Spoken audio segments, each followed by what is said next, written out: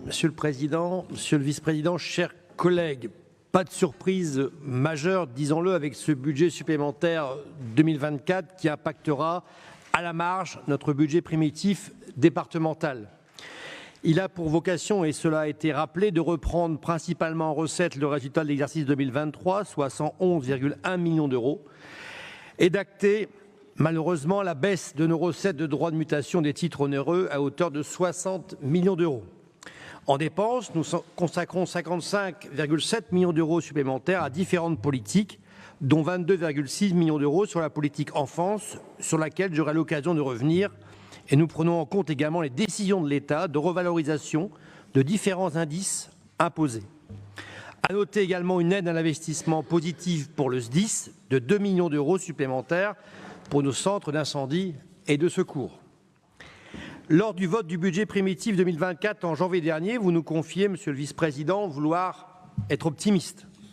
C'est un état d'esprit.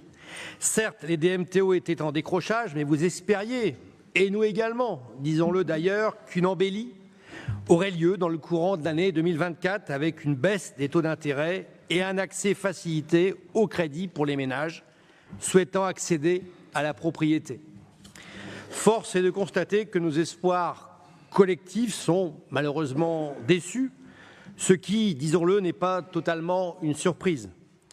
La situation financière catastrophique du pays, je crois que chacun en conviendra, avec un déficit public de 5,5% du PIB en 2023 et une dette publique de 110,6% du PIB, dette publique record, qui éclate aujourd'hui au grand jour, a indisposé les banques, renchérissant leurs taux d'intérêt, mais aussi le Fonds monétaire international et la Banque centrale européenne, ce qui les a rendues encore plus frileuses que de coutume.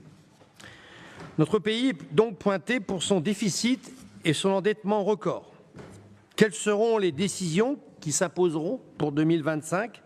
Nous suivrons bien sûr avec attention les décisions budgétaires nationales. La dissolution décidée brutalement début juin n'a pas, disons-le, contribué à donner de la sérénité au pays et encore moins au milieu financier, et ce, malgré cette parenthèse olympique et paralympique très réussie, chacun en conviendra, mais c'est un autre sujet.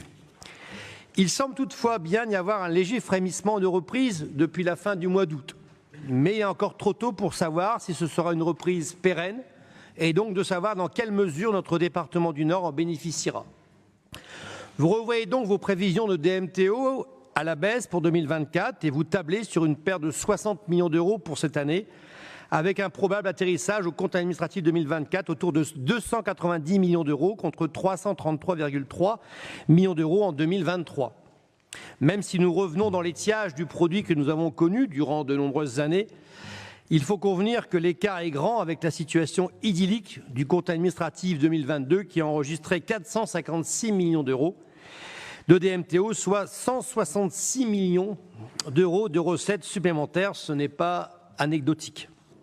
Je ne peux d'ailleurs m'empêcher, Monsieur le Président, de penser que nous avons été inspirés et surtout courageux et responsables en son temps de faire passer le taux des DMTO de 3,8 à 4,5% quand l'État nous y a autorisé en 2014. Ce décrochage des DMTO n'est d'ailleurs pas seulement une mauvaise surprise pour notre département, il est, et c'est plus grave, un reflet du décrochage du pouvoir d'achat des Français. Certes, l'INSEE considérait le 13 septembre dernier que l'inflation était passée sous les 2% au mois d'août. Pour autant, les prix à la consommation peinent à baisser dans l'alimentaire et ont même tendance à augmenter dans le domaine des services. Pour illustrer mon propos, je vous conseille, si ce n'est pas déjà fait, de prendre connaissance de la 18e édition du baromètre de la pauvreté et de la précarité Ipsos Secours Populaire. Je ne vais pas vous assommer de chiffres, mais partager avec vous ce qui me semble malgré tout préoccupant.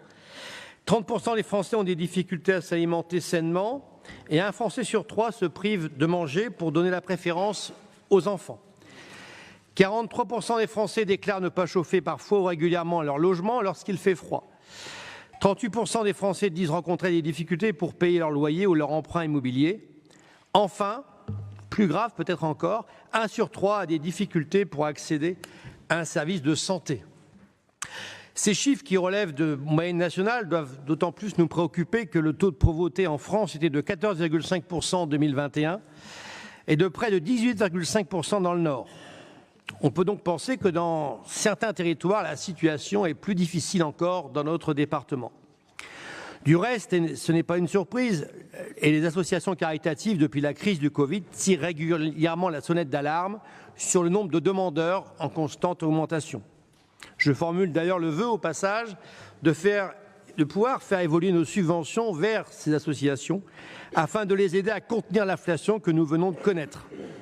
Les paniers solidaires que vous aviez mis en place l'an dernier, sur la demande notamment de notre collègue Josiane Bridou, sont une bonne mesure, mais restent malgré tout une aide ponctuelle et donc ne sauraient être une réponse suffisante. Cela avait d'ailleurs été très apprécié par nos concitoyens concernés. Si certains profils sociaux sont plus fragiles que d'autres, et je pense aux familles monoparentales ou aux personnes privées d'emploi, avoir un travail n'est plus une garantie d'échapper à la pauvreté. On le voit bien dans le rapport du Secours populaire que je vous citais. C'est pourquoi nous aimerions pouvoir obtenir, Monsieur le Président, un bilan qualitatif concernant la baisse du nombre d'allocataires du RSA, afin d'avoir une photographie la plus précise possible des difficultés de notre département, arrondissement par arrondissement. Cela nous est en effet indispensable pour pouvoir envisager l'avenir, territoire par territoire, car ces situations impactent nos CCAS. Nous savons tous qu'il n'est sans doute pas facile de retrouver un emploi bien payé et stable après une longue période d'arrêt d'activité ou en l'absence d'une expérience professionnelle tangible. Toutefois, nous savons bien aussi que les emplois temporaires ou à temps partiel fragilisent l'économie d'un ménage, freinent ses possibilités, situation qui à terme engendre un besoin accru d'aide sociale sans espoir de sortie de la pauvreté. C'est pourquoi nous aimerions également obtenir un bilan circonstancié des contrats à impact social, puisqu'il nous a été précisé lundi en commission que les diagnostics avançaient plus vite que prévu. Nous nous interrogeons également sur la forme que vous avez choisie pour accompagner les auto-entrepreneurs.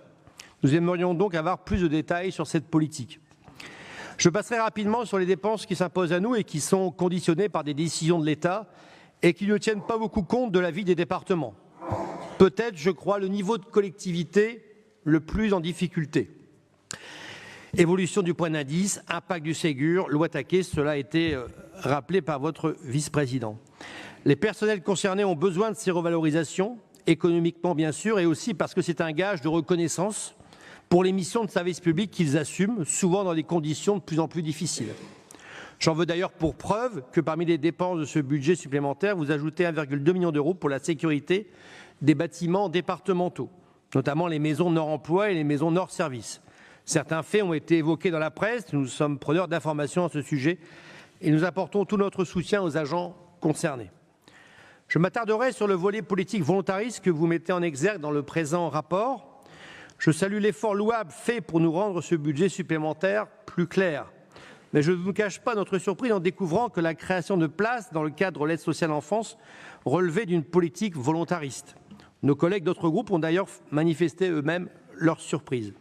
En effet, l'aide sociale à l'enfance relève, comme chacun sait, de notre pleine responsabilité, comme le stipule l'article L. 1112-3 du Code de l'action sociale et des familles. À ce titre, le département a des missions de prévention, d'évaluation et de protection. Je ne vais pas entrer dans le détail des différentes actions et mesures qui relèvent de notre responsabilité. Je veux surtout souligner que c'est une des compétences prioritaires du département. La prévention et la protection des enfants concernés s'imposent à nous, autant que la prise en charge de l'autonomie. Il nous semble important de rappeler, sans toujours regarder dans le rétroviseur, que durant le mandat précédent, l'aide sociale à l'enfance a perdu 700 places qui ont été transformées en actions éducatives en milieu ouvert, AEMO. Certes, le Covid, ainsi que vous le soulignez, a été un facteur aggravant, mais on peut raisonnablement penser que le département a aussi peut-être baissé la garde sur ce sujet majeur de la prévention. Ce qui peut expliquer d'ailleurs la situation actuelle qui nous impacte, relayée par la Défenseure des droits et par le syndicat de la magistrature. Je les cite, source AFP du 21 août 2023, le nombre de places ne correspond pas du tout à la réalité démographique ou au nombre de placements ordonnés. Les mesures d'action éducative en milieu ouvert avec un contrôle renforcé d'un éducateur ne constituent plus une option avec des délais de 7 à 8 mois d'attente. En réaction, vous avez lancé, fort justement, il y a quelques mois dans l'urgence, la création de places grâce à des logements de fonction inoccupés dans les collèges. Au regard de la situation inquiétante que nous connaissons depuis maintenant plusieurs années, Toute action visant à créer des places, bien évidemment, est la bienvenue. Nous regrettons que la mission d'information et d'évaluation consacrée à la protection de l'enfance de 2019 ne nous ait pas suffisamment servi de vade-mecum pour mener cette politique. Le travail fourni était pourtant considérable, de qualité et précis, raison pour laquelle nous vous avions demandé d'en tirer une délibération cadre avec des objectifs et des moyens dédiés pour les atteindre. Tâchons d'en tirer les leçons pour bâtir collectivement une politique de l'enfance efficiente tant en amont qu'en aval, car notre compétence légale engage notre responsabilité. Concernant les autres dépenses obligatoires qu'il nous faut honorer, peu de commentaires à faire, si ce n'est que nous n'attendons pas de bonnes surprises en 2025, je vous le disais. Je pense à nos collèges, qui feront l'objet d'ailleurs d'une intervention cet après-midi. Je ne déflore donc pas le sujet. Enfin, et bien que nous ayons déjà eu l'occasion de vous le dire, nous regrettons que la culture soit devenue quelque part la variable d'ajustement de nos politiques, coincée à la fois entre des baisses de subventions et même parfois la disparition du collectif des réseaux d'insertion culture et les hausses des tarifs d'entrée dans les structures culturelles départementales. C'est pourquoi nous avons tenu à présenter une motion pour un moratoire sur cette tarification. Pour conclure, je vais bien sûr formuler quelques vœux et espoirs pour les mois qui viennent. D'abord parce qu'un nouveau gouvernement se constitue avec 2 représentants de notre Assemblée départementale, que nous tenons d'ailleurs à féliciter, Valérie Létard et Paul Christophe, sur des portefeuilles potentiellement impactants pour nos politiques départementales. Certes, ce gouvernement n'est pas en adéquation avec le résultat des législatives de juillet dernier, ce que nous déplorons, mais c'est une bonne nouvelle puisque manifestement vous aurez dans les ministères des interlocuteurs privilégiés, vous l'évoquiez, de votre famille politique qui, nous l'espérons, penseront au département et au Nord en particulier. J'ai envie de dire, Monsieur le Président, à vous de jouer. Nous espérons que cette proximité vous permettra de défendre notre département, eu égard à ses compétences et son rôle dans le quotidien des nordistes, pour obtenir les moyens dont il a besoin pour mener à bien ses missions sociales, mais aussi volontaristes dans le domaine de la culture et des collèges. En cohérence avec notre vote défavorable sur le budget des Pribiti 2024, nous voterons contre ce budget supplémentaire. Je vous remercie de votre attention.